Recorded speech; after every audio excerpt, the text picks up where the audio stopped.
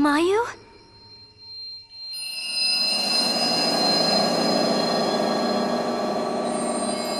The lost village.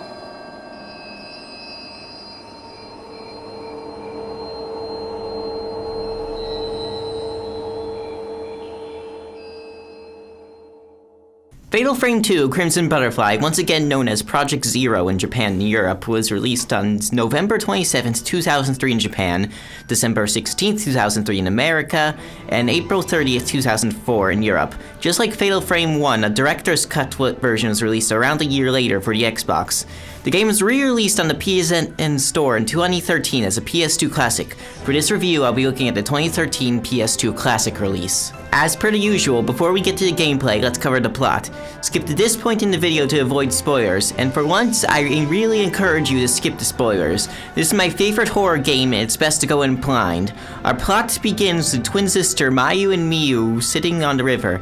However, Mayu begins to act strange and wanders off into the woods, and Miyu goes after her. After Mayu catches up to Miyu, they find themselves in Minikame Village, the Lost Village.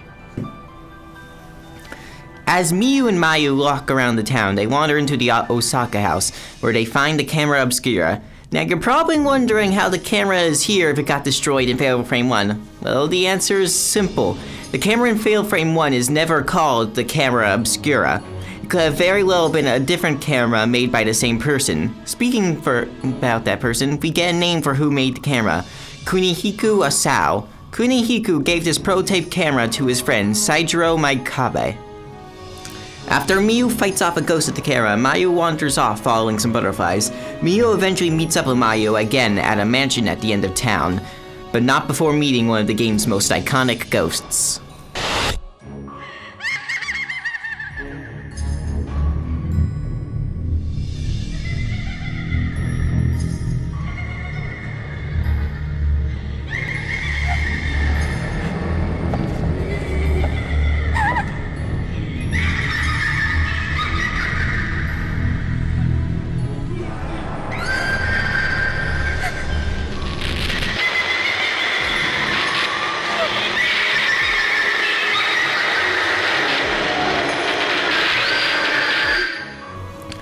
This is Sai Kurosawa, a girl sacrificed in the Crimson Ritual. If her name sounds slightly familiar, it should. Sai is the twin sister of Yai from Fatal Frame 1, making Sai a distant relative of Miku from the first game. And that's all about all the connection we'll be getting to the first game. That's not a bad thing. Sai is angry at her sister Yai. Both sisters were supposed to be sacrificed in the Crimson Ritual. However, they both tried to escape the village. Sai fell down during the escape attempt and was captured by the villagers. She waited for Yai to come and save her, but she never came. Miyu meets up with Mayu and they make their way out of the mansion. However, Mayu gets stuck in a holding cell and Miyu has to leave her alone for a while to find some keys. Mayu doesn't like this. Dear sister, are you leaving yet?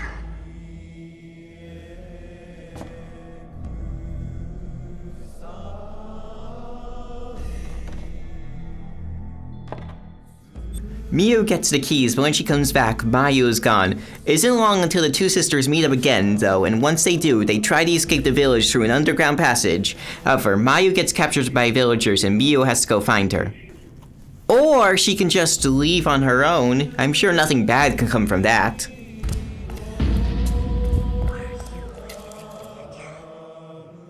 Don't look back. Mia, didn't we promise? Together always. Mayu.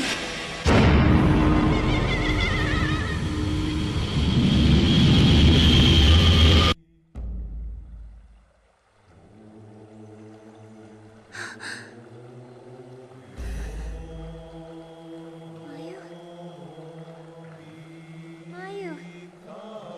Mayu.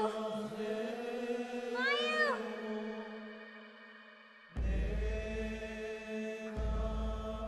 I'll wait forever.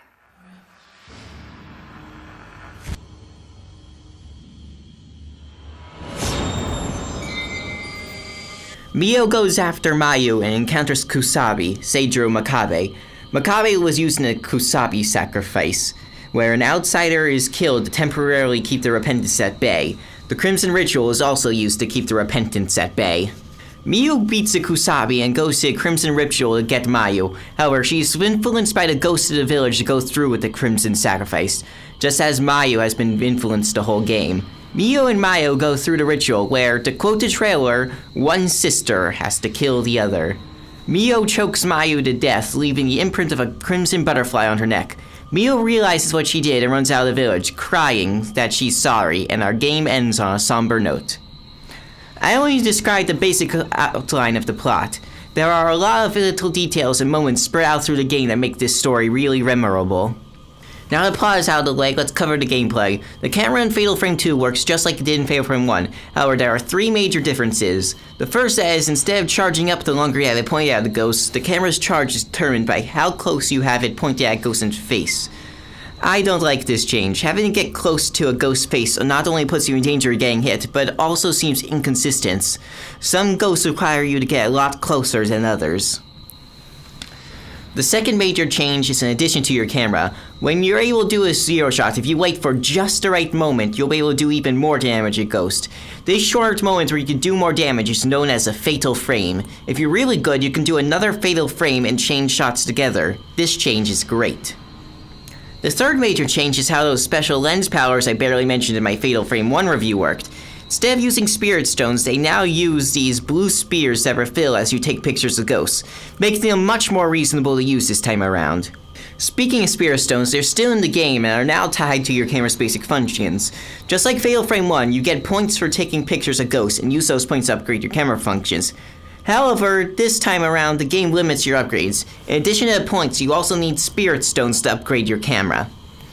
There are a limited amount of spirit stones in the game, but they are by no means scarce. If you are being thorough in your exploration, you'll easily find enough spirit stones in your first playthrough to fully upgrade your camera's basic functions and at least one of your special lens functions. I recommend upgrading the zero lens function. Use it to allow your spirit shots to do a lot more damage. Now, as I said before, Fatal Frame 2 is my favorite Fatal Frame game. Why? This is easily the scariest of the Fatal Frame games. Fatal Frame 1 had Himuro Mansion as its setting, and while the mansion had its atmosphere and scary rooms, it doesn't compare to the atmosphere of All God's Village. This village is scary. No room looks like it was spared in the repentance. Nearly every room will send chills down your spine. The game is constantly reminding you that you're not alone. Objects will move around, and you'll be hearing noises all around you. Another thing that makes the village scarier than Himuro Mansion, at least for me, is that there was once an entire village of people here, and now they're all dead. Speaking of ghosts, Fatal Frame 2's ghosts completely trumped the first games. Most of the ghosts here have some kind of deformity that makes them seem less human and more like monsters, but still human enough to know that they're ghosts. There's the ghost without hands, the crippled woman who fell down multiple stories, a living doll that looks exactly like a dead girl, and of course, Dave Harvelson. That's where the wonder and horror of this series comes from, the atmosphere that makes you afraid that something will go wrong, and the creative ghost designs. The games will always tell you if there's a ghost in the room by having light in the bottom right corner. I'm jumping ahead here, but it's the best example I can think of to demonstrate the series' horror.